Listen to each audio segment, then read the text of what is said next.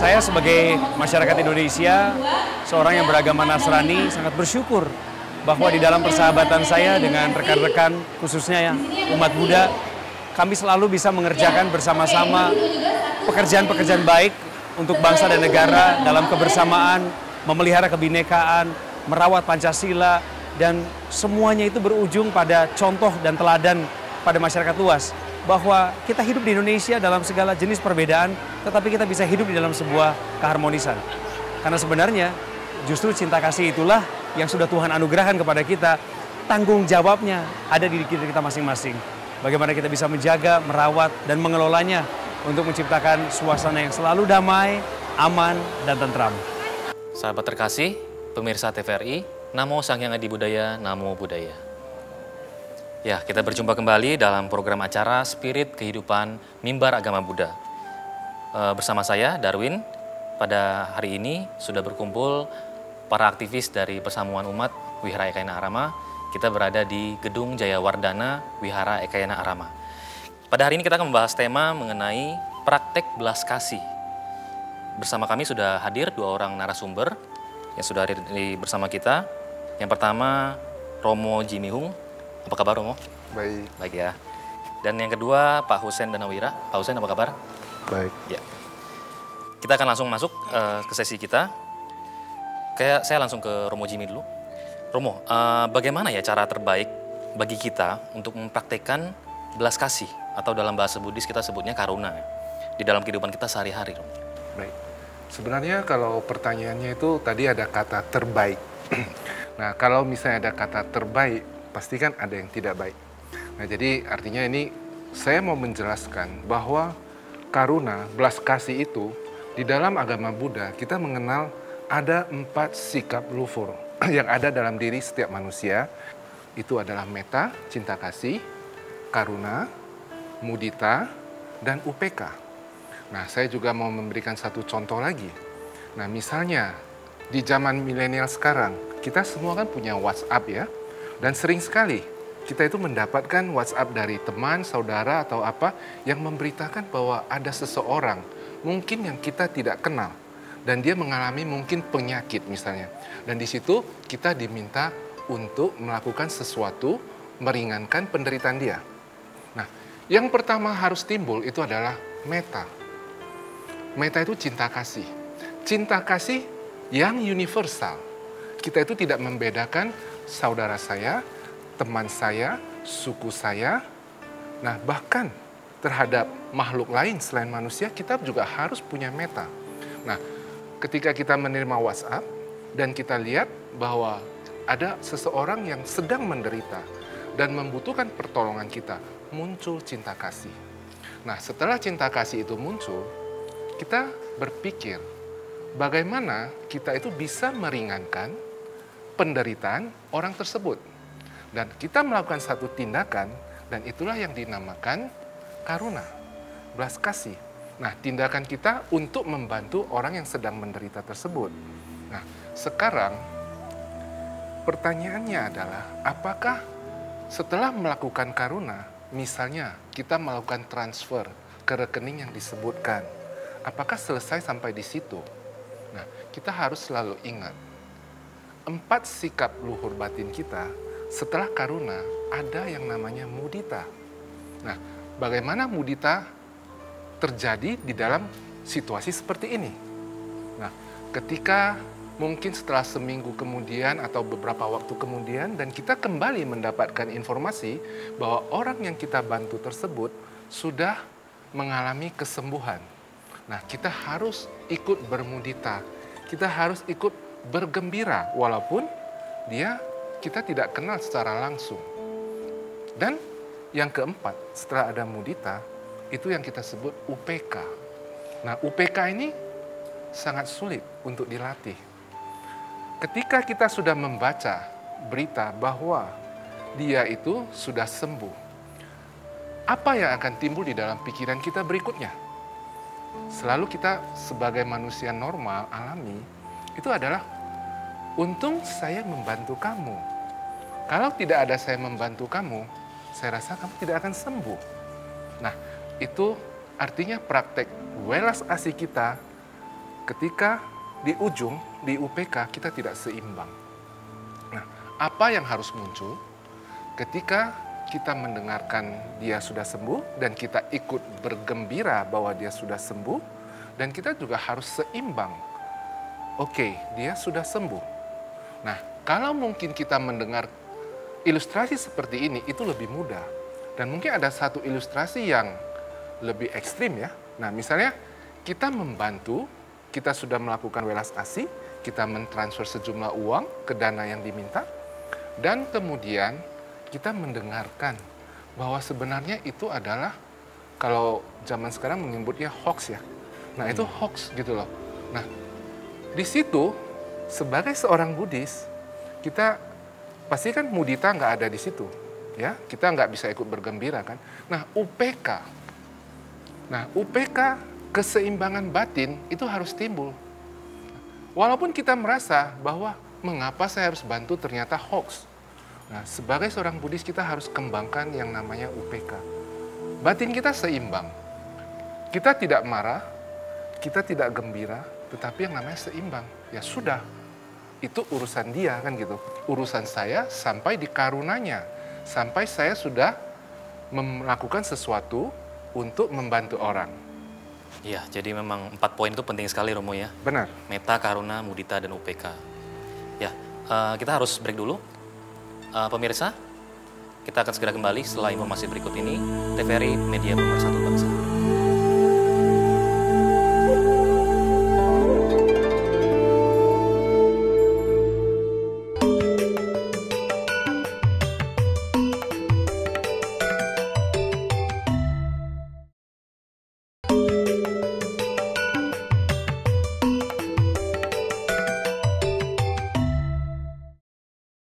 Pemirsa, kembali lagi dalam acara Spirit Kehidupan Mimbar Agama Buddha. Ya, kali ini saya ke Pak Husen. Pak Husen, seperti kita ketahui bahwa Pak Husen sendiri juga adalah ketua dari Ekayana Peduli ya. Dari Ekayana Peduli sendiri, apa sih yang sudah pernah dilakukan dan akan dilakukan praktek sehubungan dengan praktek belas kasih ini?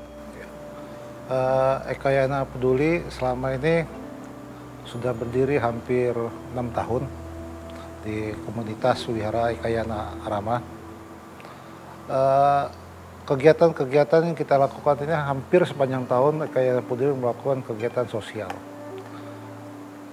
Mulai dari kemanusiaan, misi sosialnya, misi pendidikan, dan misi lingkungan.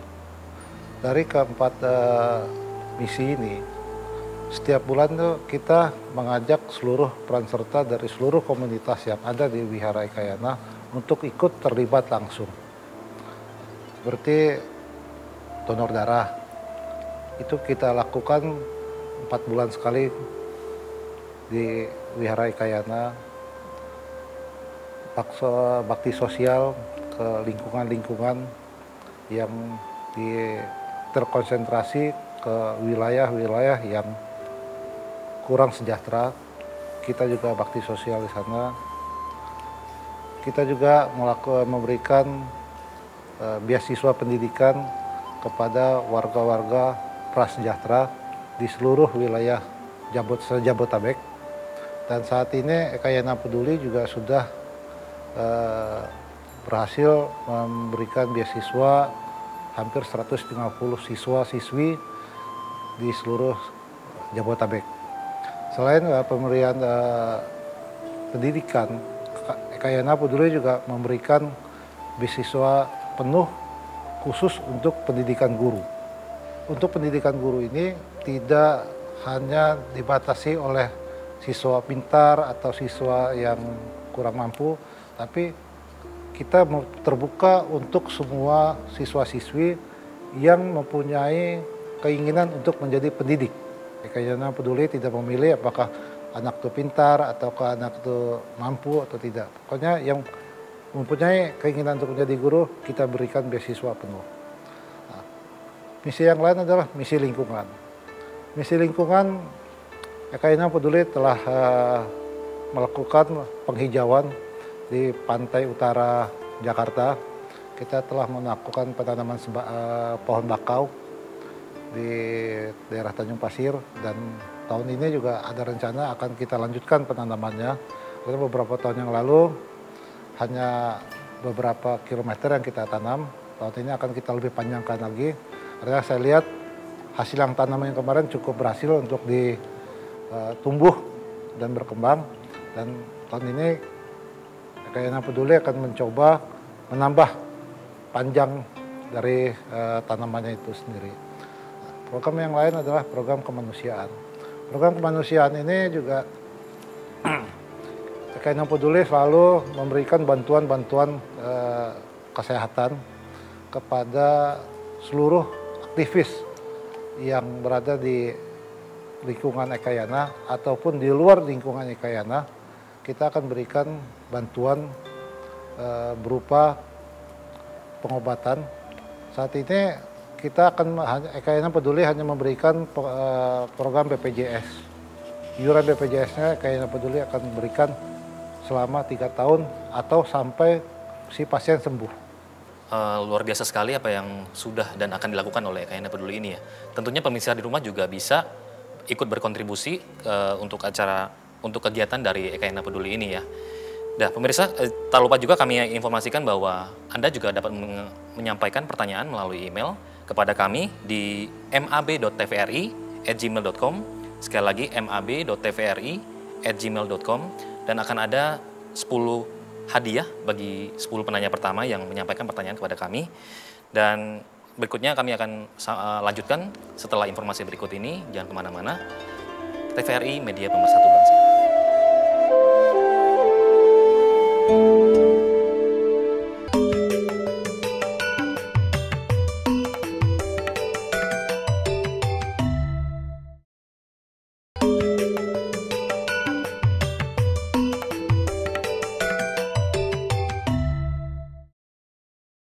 Pemirsa, kita kembali lagi dalam acara Spirit Kehidupan Mimbar Agama Buddha.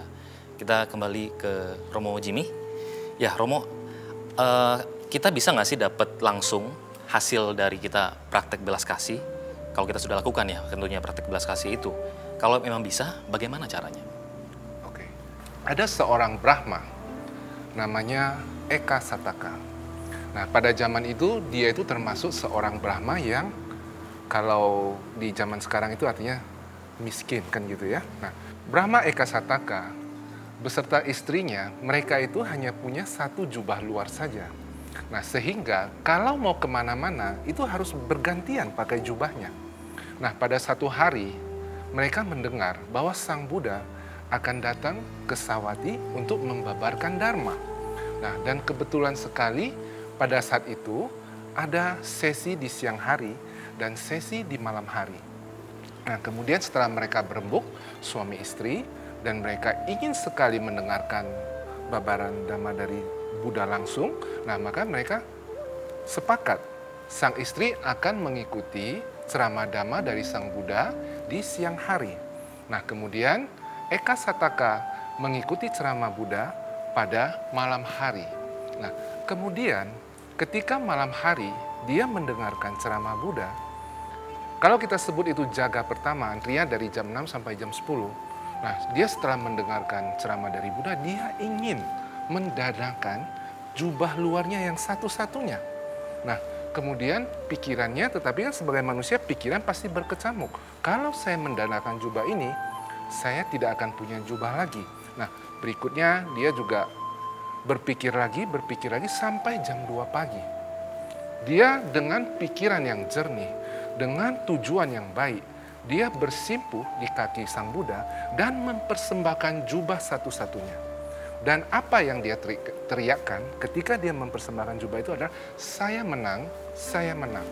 Nah, kebetulan Raja Pasenadi hadir di acara tersebut. Dan dia minta pengawalnya bertanya kepada Eka Sataka, mengapa dia berteriak, saya menang.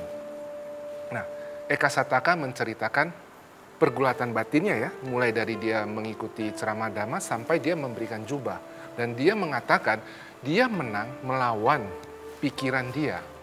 Nah, sekarang kemudian setelah Raja mendengar itu, Raja memberikan begitu banyak hadiah buat Eka Sataka, singkatnya ya. Nah, sekarang kalau kita mau berkata, apakah perbuatan baik, welas asih itu bisa langsung berbuah? Bisa. Kan kita lihat ada Eka Sataka kan?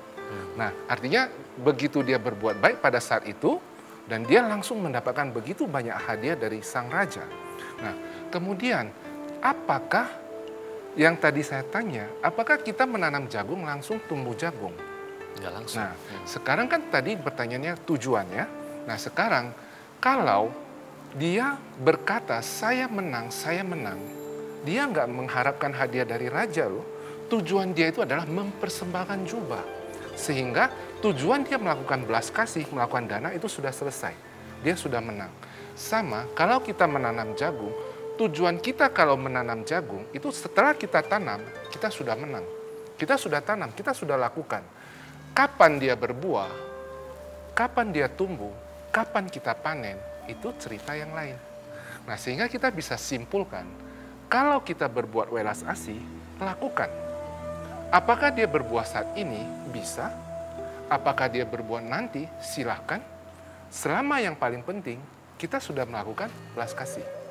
Luar biasa sekali, Romo, pemaparannya. Ya, tapi kita harus break dulu, Romo. Pemirsa, kami akan segera kembali setelah informasi berikut ini. TVRI Media Pemersatu Bangsa.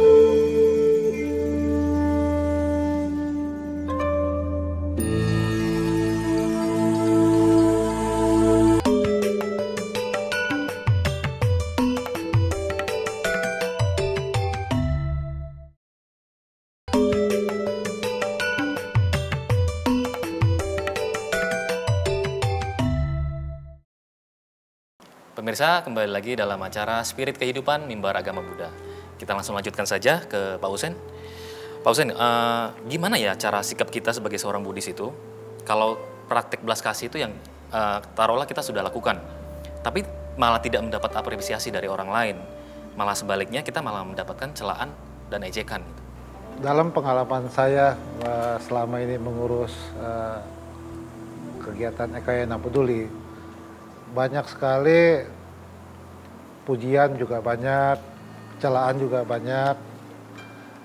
Hal ini membuat saya untuk melakukan introspeksi. Apa yang saya telah lakukan itu benar-benar tepat atau tidak. Sehingga saya bisa mengetahui daripada apa yang kurang dan apa yang belum dilakukan dan apa yang harus dilakukan. Ngomong-ngomong tentang Ekayana Peduli nih, Pak Husen. Ya. Tentunya masyarakat yang termasuk pemirsa yang menonton di rumah juga bisa dong ikut berkontribusi terhadap kegiatan sosial yang dilakukan oleh Ekayana Peduli. Ya. Nah, kira-kira gimana nih caranya, Pak Husen, kalau mau ikut? Saat ini untuk kegiatan Ekayana Peduli selalu mengajak seluruh komunitas yang ada di Wihara Ekayana. Kebenaran di Wihara Ekayana ini ada 20-an lebih komunitas. Saya selalu mengajak komunitas tersebut untuk berkontribusi melakukan kegiatan-kegiatan dari 4 misi yang Ekayana Peduli miliki. Jadi dari komunitas itu mengusulkan ke Ekayana Peduli apa yang mereka inginkan dalam bulan berikutnya, 2-3 bulan ke depan. Karena banyak sekali komunitas yang mengusulkan ke Ekayana Peduli kegiatan-kegiatan sosial yang akan dilakukan. Jadi dari komunitas bisa mengajukan proposal ataupun keinginannya 1 atau 2 bulan sebelum kegiatannya. Ya, tentunya berarti masyarakat yang di rumah juga bisa mungkin mencari-cari info mengenai Ekayana Peduli ini. Bisa di googling juga mengenai kegiatan-kegiatan yang sudah pernah dilakukan oleh Ekayana Peduli ya. Ya, kita masuk ke sesi kesimpulan nih. Mungkin Romo Jimmy bisa menyampaikan kesimpulan kita pada hari ini mengenai praktik belas kasih, Romo. Oke. Praktek belas kasih tadi sesuai dengan yang sudah disampaikan oleh Ko Husen, Bapak Husen ya. Nah, kesimpulannya adalah kita harus melakukannya secara tepat. Waktunya tepat, kepada siapa tepat, yang kita berikan juga tepat. Nah, jadi misalnya apa yang sudah dilakukan oleh Ekayana Peduli, mereka misalnya untuk orang-orang yang membutuhkan biaya pendidikan, mereka memberikan beasiswa. Nah, kepada orang-orang yang membutuhkan pengobatan, itu ada BPJS. Nah, jadi orangnya tepat dan juga waktunya tepat. Nah, seperti kemarin ketika tahun ajaran baru, nah banyak sekali ya yang disurvei untuk mendapatkan beasiswa. Nah, jadi ketika kita mau melakukan sesuatu kebajikan, coba dilihat waktu apa yang mau kita berikan dan kepada siapa itu harus tepat. Terima kasih Romo Jimmy dan juga Pak Husen yang sudah berkenan berbagi pada sesi hari ini. Ya, pemirsa, kita telah sampai di penghujung acara. Semoga tayangan Spirit Kehidupan Mimbar Agama Buddha ini dapat bermanfaat bagi Anda semua. Dan jika Anda ingin menyampaikan pertanyaan, Anda bisa mengirimkannya kepada email mab.tvri@gmail.com. Sekali lagi, mab.tvri@gmail.com. Dan bagi setiap 10 penanya pertama, setelah tayangan ini akan diberikan cenderamata dari kami, seperti berikut ini. Sampai di sini perjumpaan kita dalam program Spirit Kehidupan Mimbar Agama Buddha. Sampai jumpa lagi pada kesempatan berikutnya. Saksikan terus Mimbar Agama Buddha setiap hari Kamis, TVRI Media Pemersatu Bangsa. Namo Sang Hyang Adi Budaya, Namo Buddhaya.